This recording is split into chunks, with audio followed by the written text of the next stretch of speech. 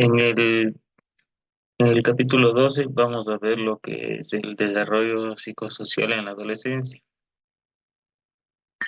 El, el primer, el primer tema que es la búsqueda de identidad. Esto se realiza durante los años de la adolescencia y aparece como una búsqueda de la identidad. Erickson la define como la concepción del coherente del yo, y esto está compuesto por metas, por valores y por creencias que la persona establece un vínculo, un compromiso sólidos con él. También destaca Erickson en 1950 que el esfuerzo de un adolescente para dar el sentido al verdadero yo no es una especie de malestar madurativo, sino que forma un proceso saludable y también vital que se basa en la confianza, en la autonomía de él, la iniciativa y la laboriosidad, la cual todas estas cualidades sientan bases para que él pueda afrontar los desafíos de su adultez. Eh, Erickson, identidad frente a confusión de identidad. Para evitar esto, tenemos que confrontar la crisis de identidad frente a la confusión de identidad, que esto es como la identidad frente a la confusión de roles. Esto puede convertirse, para que te puedas convertir en un adulto único con un coherente yo y un rol valorado en la sociedad.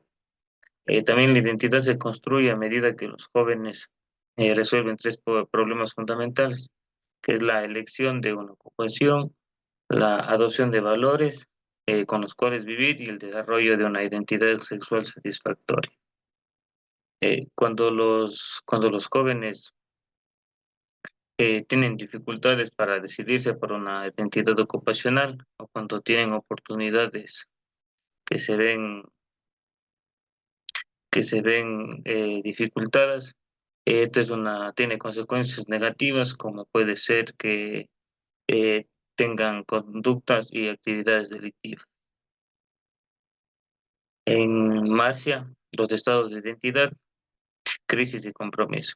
Aquí Marcia distinguió cuatro tipos de identidad: el logro de la identidad, la exclusión, la moratoria y difusión de identidad.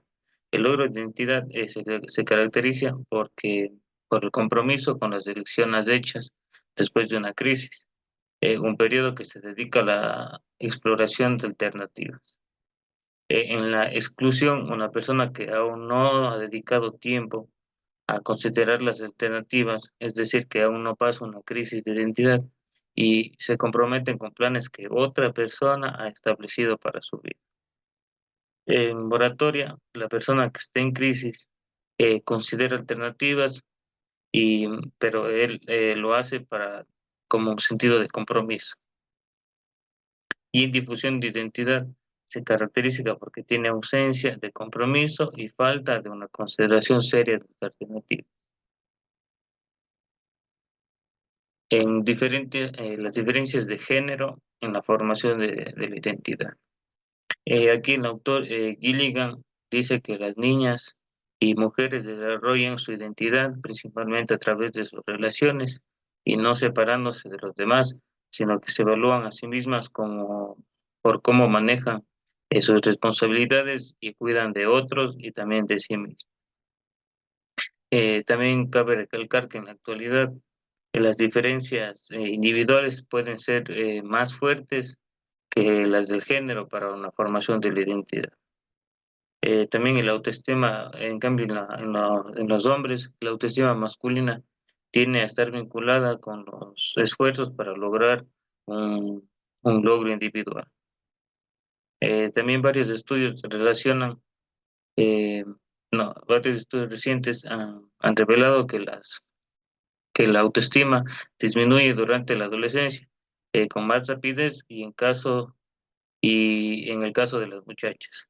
Y esto se debe a que de que cuando están en esta etapa pasan por diferentes problemas, como es el paso de la secundaria a la primaria. Y después, como van creciendo, se eleva gradualmente el estrés. Eh, También esos cambios pueden deberse en parte a la imagen corporal y otras preocupaciones vinculadas a la pubertad. Los factores étnicos en la formación de la identidad. Aquí otro modelo se enfoca en tres aspectos de la identidad racial o étnica. Esto es la conexión con el grupo racial o étnico propio, la conciencia del racismo y el logro arraigado. Por ejemplo, la identidad racial o étnica puede amortiguar tendencias hacia la disminución de calificaciones y de la conexión con la escuela durante la transición de la secundaria a la preparatoria. Y aquí eh, hay un cuadro que es las citas representativas de cada etapa del desarrollo de la identidad étnica. En la etapa de difusión, el, el que está una mujer negra dice que por qué tengo que saber quién fue la primera mujer negra en hacer esto o lo otro, simplemente no me interesa. Eh, Esto se refiere a que en la difusión de identidad, como ella no está ni comprometida para tener una identidad, ni tampoco logra tomar en cuenta las alternativas que tiene, le da como un importismo a la identidad que ella tiene. En exclusión, yo no voy a buscar mi cultura, me guío solo porque lo dicen y hacen mis padres. Y lo que me dicen que haga por cómo son, hombres de origen mexicano. En exclusión, en cambio, es cuando tenemos alternativas, pero no las exploramos y seguimos las alternativas que nos imponen otras personas, como en este caso él mismo lo dice, sus padres. En moratoria, hay mucha gente no japonesa por ahí y me resultaría muy confuso tratar de decir quién soy yo. Este es un hombre de origen asiático.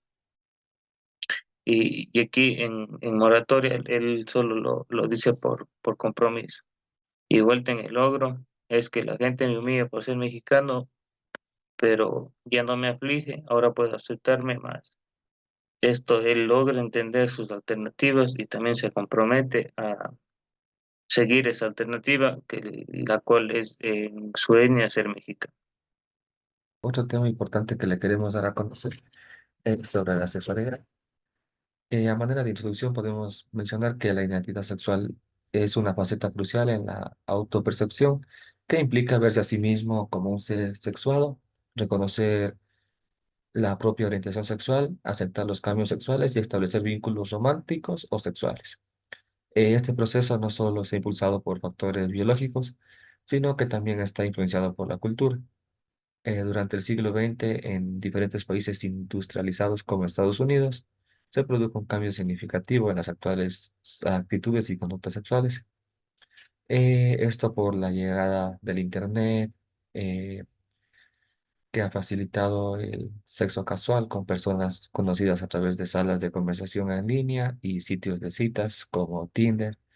Además, los teléfonos celulares, eh, que permite a los adolescentes conectar citas con desconocidos sin la supervisación de adultos.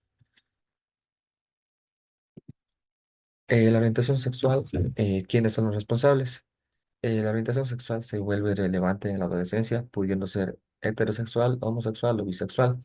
Estas aparecen desde la sociedad.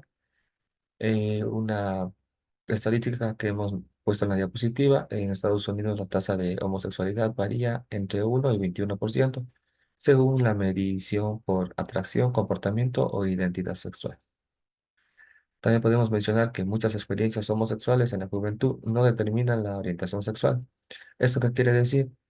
Que muchas personas durante su adolescencia o su juventud han tenido experiencias homosexuales, pero no ha determinado su orientación en una etapa de adultez. La orientación sexual no tiene componentes genéticos y ambientales. Esto quiere decir que no solo se rige en cómo nace, en cómo se identifica la persona, sino que en cómo se va creando a través del paso del tiempo y de la sociedad. Las actitudes hacia la sexualidad en Estados Unidos se han vuelto más liberales en los últimos 50 años. Esto quiere decir que que a pesar de la aceptación, muchos adolescentes pueden enfrentar aislamiento, discriminaciones, violencia por su orientación sexual.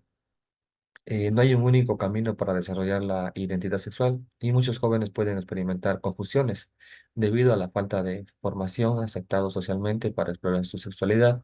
Eso también por la falta de educación. Ahora, ¿cuáles son los responsables de esta orientación?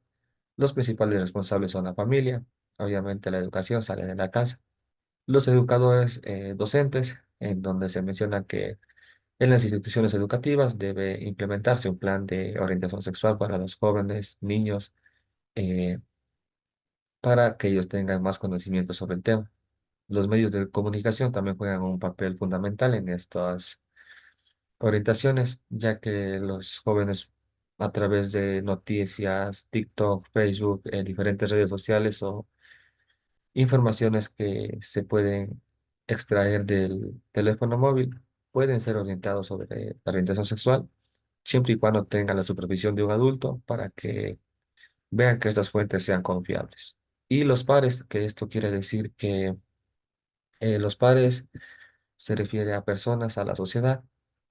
La presión de los compañeros es un factor influyente porque muchas de las veces podemos no tener orientación desde la casa o desde la escuela o desde los medios de comunicación, pero si tenemos una persona de confianza a la cual le podemos consultar nuestras dudas o los niños pueden preguntarles sobre cualquier situación de orientación sexual que quieran saber, tener la confianza de que ellos pueden ayudar en eso. Bien, ahora la conducta sexual, en donde hemos incluido estadísticas y tendencias, en donde el 42,5 de los jóvenes solteros de 15 a 19 años en Estados Unidos han tenido relaciones sexuales. Y también se menciona que los jóvenes latinos suelen tener relaciones sexuales antes que los blancos. Esto quiere decir que los jóvenes de países latinoamericanos como Ecuador, Colombia, Argentina, Perú, tienden a tener relaciones sexuales mucho antes que los extranjeros. Esto debido también a la presión social. Los riesgos y factores en la influencia. Los riesgos incluyen infecciones de transmisión sexual y embarazo. Eh, Estos riesgos pueden darse en la pubertad temprana por consecuencias de pobreza, por mal desempeño escolar, por la falta de metas o si ya presentan una historia de abuso sexual. Las influencias debido a estos riesgos y factores se recaen en influencias culturales y sociales. La presión de los compañeros es un factor influyente porque en muchas culturas existen normas y valores específicos relacionados con la sexualidad y relaciones sexuales. Estas normas y culturas pueden ser eh, que las familias consideran que los hijos no tienen que tener relaciones sexuales hasta el matrimonio o después del matrimonio, y otras familias ven como fundamental el tener relaciones sexuales antes de los 18 años para que ellos vayan conociendo. Los cambios en educación, la conciencia sobre riesgos ha disminuido la actividad sexual. Esto se refiere a que muchos talleres de concientización y orientaciones sexuales a los jóvenes, niños en las escuelas eh, les ha hecho reflexionar fundamentalmente las enfermedades de que pueden obtener ellos a través de las relaciones sexuales. Les ha hecho reflexionar sobre su conducta y sobre la actividad sexual que ellos vienen manejando. El uso de anticonceptivos ha aumentado desde 1990. Si bien estos usos Si bien en la actualidad han salido nuevos métodos anticonceptivos como pastillas, un montón de nuevos métodos, el más usado sigue siendo el preservativo masculino. Ya, las infecciones de transmisión sexual o antes conocidos enfermedades de transmisión sexual. Tenemos algunas causas como el inicio temprano de la actividad sexual, Esta aumenta la probabilidad de tener múltiples parejas sexuales, es decir, si un niño o joven, perdón, eh, empieza a tener relaciones sexuales desde muy temprano, pueden considerar que mientras más relaciones tenga, es mejor visto en la sociedad o los amigos o presión social le han inculcado ese pensamiento. Infecciones crónicas. eh, Principalmente el herpes genital es altamente contagioso y puede ser fatal en personas con sistemas inmunológicos débiles o debilitados. También tenemos otras como el cáncer cervical, que es conocido como el virus de papiloma humano, que es la principal causa de este cáncer cervical en las mujeres. Las consecuencias, problemas de salud graves, infecciones crónicas, VIH, SIDA o cáncer cervical, como ya les acabo de mencionar. Y por último, les voy a hablar sobre el embarazo y maternidad en la adolescencia. Aquí un dato que hemos puesto en las diapositivas, que en Estados Unidos más de 4 de cada 10 adolescentes han estado embarazadas antes de los 20 años. También se menciona que la mayoría de los embarazos adolescentes no son planeados. Muchos de estos ocurren dentro de los 6 meses posteriores a la iniciación sexual, por factores como ausencia de padre, abuso durante la infancia, violencia doméstica y problemas económicos. Los embarazos en adolescentes a menudo resultan en condiciones desfavorables tanto para la madre como para el bebé. Esto resalta que los adolescentes embarazadas tienden a tener una nutrición deficiente, ya que su organismo todavía no está listo para este tipo de procesamientos. Ganar poco peso durante el embarazo y recibir cuidados prenatales inadecuados también es un factor que puede poner en riesgo la vida del bebé. Y si sus bebés tienen un mayor riesgo de nacer prematuros, con bajo peso y enfrentar problemas de salud y desarrollo. Para abordar el problema del embarazo adolescente se requieren programas y políticas que promuevan la abstinencia sexual y el uso responsable de anticonceptivos. Esto, como lo mencionamos antes, es importante para que los jóvenes tomen conciencia de sus acciones y de... Yo les voy a hablar sobre los estilos de crianza. Bueno, en el texto nos hablaba sobre la crianza autoritativa, que esta se da más en Estados Unidos y bueno, también alrededor de todo el mundo, pero ahora podemos ver diferentes estilos de crianza, por ejemplo, como el más sonado que está en estos últimos años, que es el estilo de crianza respetuoso. Bueno, el estilo de crianza respetuoso se puede confundir un poco con permisivo o con negligente, porque a veces, bueno, los adolescentes, ya cuando pasan en esta etapa de preadolescentes, adolescentes, confunden mucho con los permisos que les dan los padres, incluso ya dejan de respetarlos o hacen cosas escondidas de los padres o piensan que hacer las cosas está bien sin consultar antes con sus padres, porque ya les dieron, se podría decir, como la libertad de este tipo de crianza, pero la crianza autoritativa es fundamental para el desarrollo psicosocial saludable de los adolescentes, ya que este estilo confirma que con las reglas y normas firmes podemos tener disposición para escuchar y negociar, promoviendo la responsabilidad sin ejercer control psicológico, que este puede dañar la salud mental y el desarrollo emocional de los jóvenes. Es decir, tienen su figura de autoridad, pero no se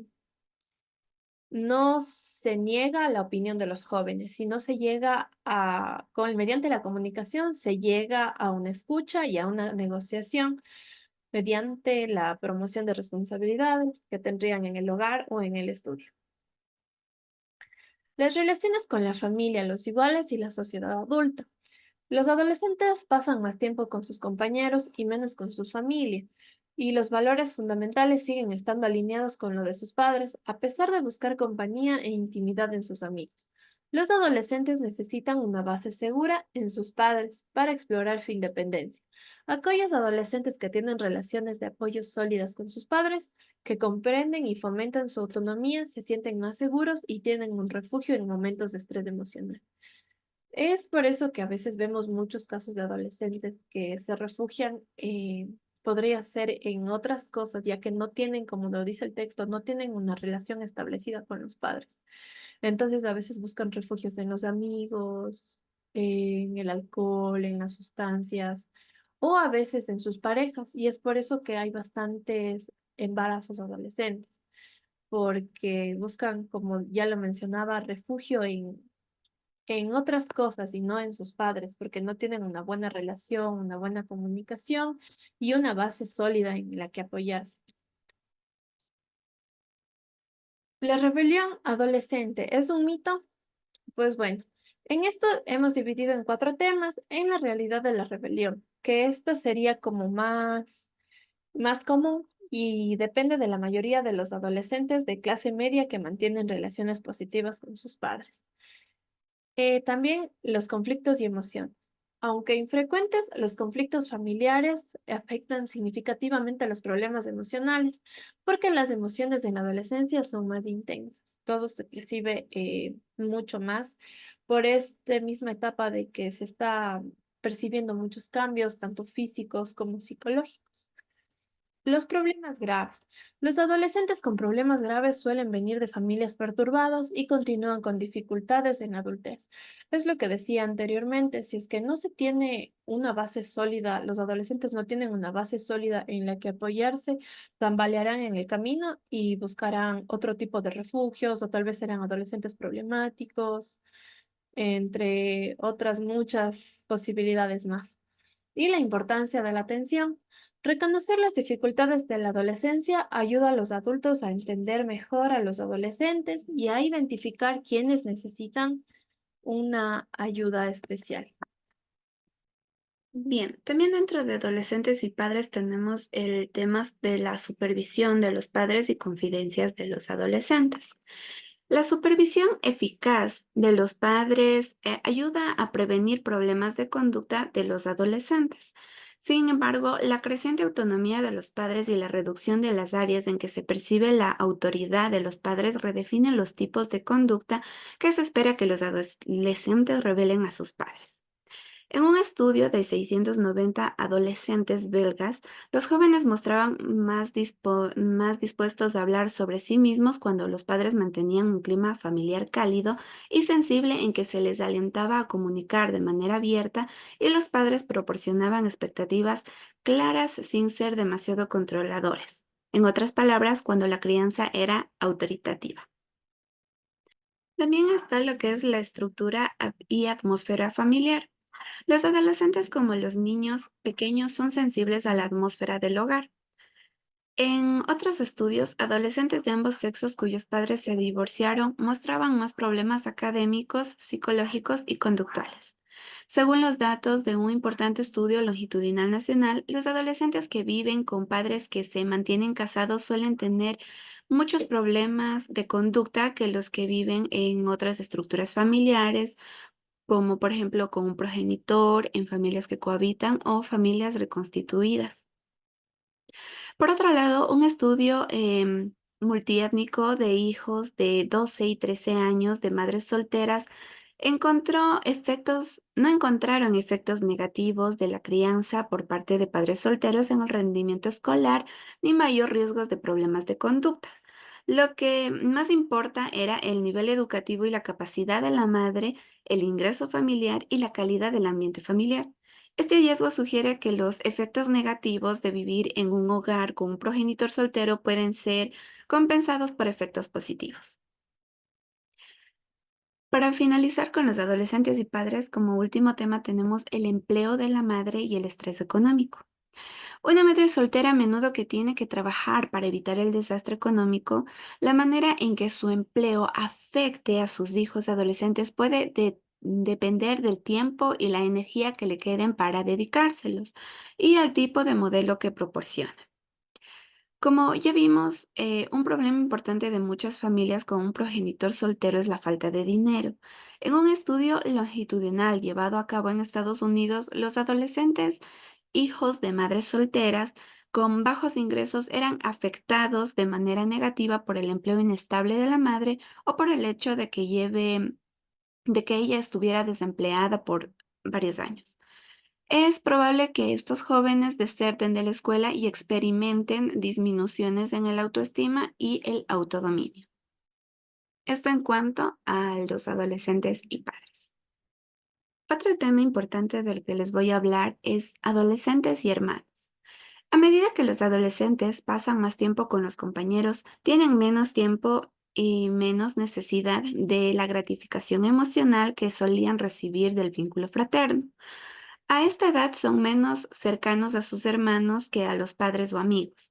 Son menos influenciados por ellos y se distancian aún más a medida que avanzan en la adolescencia. Un estudio también indicó que las relaciones fraternas tendían a reflejar las relaciones entre padres e hijos y las relaciones matrimoniales de los padres. Por ejemplo, la intimidad entre los hermanos era mayor si la madre les brindaba calidez y aceptación. Por otro lado, cuando los padres eran menos felices en su matrimonio, los hermanos estrechaban sus relaciones y peleaban menos.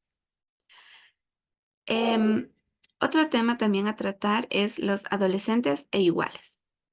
Una fuente importante de apoyo emocional durante la compleja transición de la adolescencia, así como una fuente de presión para desarrollar comportamientos que los padres reprueban, es el grupo de iguales. El grupo de iguales es una fuente de afecto, solidaridad, comprensión y orientación moral. Un lugar para la experimentación y un escenario para convertirse en seres autónomos e independientes de los padres. A medida que los niños avanzan hacia la adolescencia, el sistema social de los iguales se vuelve más complejo y diverso. Aunque los adolescentes mantienen sus amistades individuales, estos grupos estructurados de amigos que hacen cosas juntos y esto adquiere mayor importancia. También es importante la pertenencia a la multitud, ya que es una construcción social, un conjunto de etiquetas mediante los cuales los jóvenes dividen el mapa social con base en el vecindario, origen étnico, posición socioeconómica u otros factores. Por ejemplo, están lo que son los atletas, los nerds o los drogadictos. Por lo común, la influencia de los compañeros alcanza su punto máximo entre los 12 y 13 años y luego disminuye durante la adolescencia media y tardía. Dentro de los adolescentes iguales tenemos que tocar dos puntos importantes como es la amistad. La amistad es probable que la intensidad e importancia de las amistades y la cantidad de tiempo que se pasa con los amigos sean mayores en la adolescencia que en cualquier otro momento del ciclo de la vida. Las amistades tienden a incrementar su grado de reciprocidad, equidad y estabilidad. Los adolescentes empiezan a depender más de los amigos que de los padres para obtener intimidad y apoyo, y comparten más confidencias que los amigos más jóvenes. Las amistades de las chicas suelen ser más íntimas que de los varones y muestran un intercambio de frecuente confidencialidad. La capacidad para la intimidad se relaciona con el ajuste psicológico y la competencia social. Los adolescentes que tienen amistades estrechas, estables y que brindan apoyo por lo general tienen una alta opinión de sí mismos. Obtienen buenos resultados en las escuelas, son sociables y un poco probable que se muestren hostiles, ansiosos o deprimidos. El mayor grado de intimidad de la amistad adolescente refleja un desarrollo cognitivo y emocional. Una intimidad más estrecha significa una mayor capacidad y deseo de compartir emociones y sentimientos. Otro punto importante son las relaciones románticas. Las relaciones románticas son una parte esencial del mundo social de la mayoría de los adolescentes, puesto que contribuyen al desarrollo de su intimidad e identidad. Las relaciones románticas adquieren mayor intensidad e intimidad en la adolescencia. Los adolescentes jóvenes piensan sobre todo en cómo puede afectar una relación romántica, su posición en el grupo de compañeros, etc. A los 16 años, los adolescentes interactúan y piensan más en las parejas románticas que en los padres, amigos o hermanos. Em, por eso es importante recalcar que las relaciones con los padres y los iguales pueden afectar la calidad de las relaciones románticas. El matrimonio o relación romántica de los padres puede servir como modelo para su hijo adolescente. El grupo de iguales contribuye al contexto para la mayoría de las relaciones románticas. Puede afectar la elección que hace un adolescente en una pareja y la forma en que se desarrolla la relación. Por otro lado, es importante también mencionar dentro de esto la violencia en el noviazgo, ya que existen tres formas comunes de violencia, que son el físico, sexual y emocional. Además del daño físico causado por este tipo de maltrato, los adolescentes que son víctimas de la violencia en el noviazgo son más propensos a tener un mal desempeño escolar e involucrarse en conductas de riesgo como el consumo de drogas y alcohol. Estos estudiantes también son proclives a los trastornos alimenticios, depresión y suicidio. Aunque las tasas de victimización total son similares en ambos sexos, los muchachos notifican niveles ligeramente mayores de victimización, mientras que las chicas están representadas de manera desproporcionada en los casos de violencia grave. Otro dato importante es que los factores de riesgo que pueden predecir la violencia incluyen el abuso de drogas, el conflicto o maltrato en el hogar, la relación con los compañeros antisociales y vivir en vecindarios con altas tasas de delincuencia y consumo de drogas. Las relaciones malsanas pueden durar toda la vida en medida que las víctimas lleven los patrones de violencia en las relaciones futuras. Bien, ahora vamos a ver lo que es la conducta antisocial y la delincuencia juvenil. La conducta antisocial se refiere al comportamiento que van en contra de las normas sociales establecidas, como la falta de empatía, va también más allá a la agresión, la violación y de los derechos de los demás y fomentando la violencia.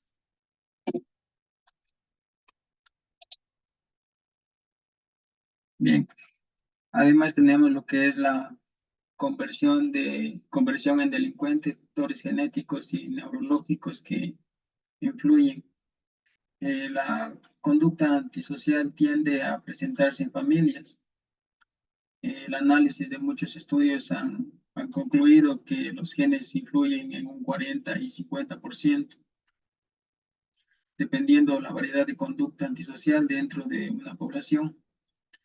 Además, los déficits neurobiológicos, especialmente en áreas del cerebro que regulan las reacciones del estrés, pueden explicar cómo algunos niños desarrollan rasgos antisociales desde temprana edad. Estos déficits pueden ser el resultado de una interacción entre factores genéticos, un temperamento difícil y entornos adversos pasando por su infancia, lo que puede llevar a los niños a que no respondan adecuadamente a controlar sus impulsos. Además, cabe recalcar que los déficits neurobiológicos, en particular, se refiere a aquellas que están ubicadas en las partes del cerebro, que regulan las reacciones del estrés, y es lo mismo que se puede decir que algunos niños adquieren características antisociales. Estos resultados de los déficits neurológicos, que pueden ser el resultado de la interacción de factores genéticos o un temperamento difícil con ambientes tempranos adversos. Es posible que los niños no reciban o no hagan caso de las señales de advertencia para frenar esta conducta impulsiva que pueden presentar tanto en la sociedad como en un ámbito educativo. También tenemos la parte de convertirse en delincuente, cómo influye e interactúa la familia y los iguales y la comunidad. Bueno, para esto los investigadores han identificado dos tipos de conductas antisociales. Un tipo de inicio temprano que conduce a la delincuencia juvenil crónica en la adolescencia, y un tipo más suave de inicio tardío, que surge como respuesta a los cambios en la adolescencia. Esta conducta antisocial de inicio temprano está influenciada por factores familiares y comunitarios, mientras que las de inicio tardío ocurren en adolescentes con antecedentes de las familias normales. Bueno, también aquí tiene que ver lo que es la crianza ineficaz y la asociación con iguales antisociales que pueden conducir a una conducta delictiva que puede verse afectado los niños a temprana edad o en su adolescencia.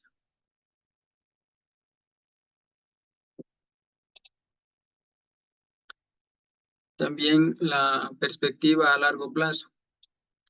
La delincuencia juvenil alcanza su punto máximo alrededor de 15 años y luego disminuye a medida que los adolescentes buscan independizarse, aquellos sin alternativas positivas o con familiares o con familias disfuncionales, y aquellos son los que pueden adoptar un estilo de vida antisocial permanente, queriendo decir que desde la adolescencia se van a convertir en antisociales de manera general entre toda su vida. Además, algunos psicólogos critican que la transferencia de jóvenes delincuentes a tribunales penales para adultos, en lugar de enfocarse en la rehabilitación en el sistema legal de menores debido a la naturaleza cambiante del carácter adolescente, pues cabe recalcar que no sería de juzgar a los jóvenes a temprana edad, sino más bien que ayudarles o a encontrar una solución, a una rehabilitación, a una rehabilitación adecuada en en un tiempo adecuado para poder prevenir lo que es el adoptar el estilo antisocial de manera permanente. Bueno, también tenemos lo que es la prevención y tratamiento de la delincuencia, que es lo más importante al detectar en un adolescente este, estos caminos. Bueno, en la adolescencia es importante identificar a los jóvenes con problemas y prevenir el reclutamiento por pandillas, ya que los adolescentes son los más vulnerables a caer a este grupo antisocial. Esto también las intervenciones a tiempo son exitosas, ya que se centran en estimular habilidades para no caer para no caer en lo que es en este problema.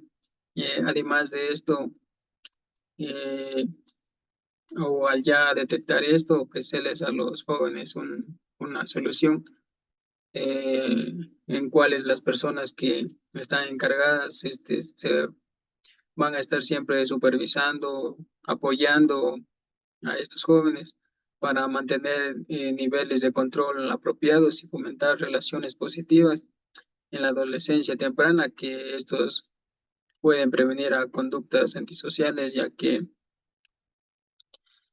los jóvenes niños se ven expuestos a estos grupos que están ahora presentes en esta sociedad.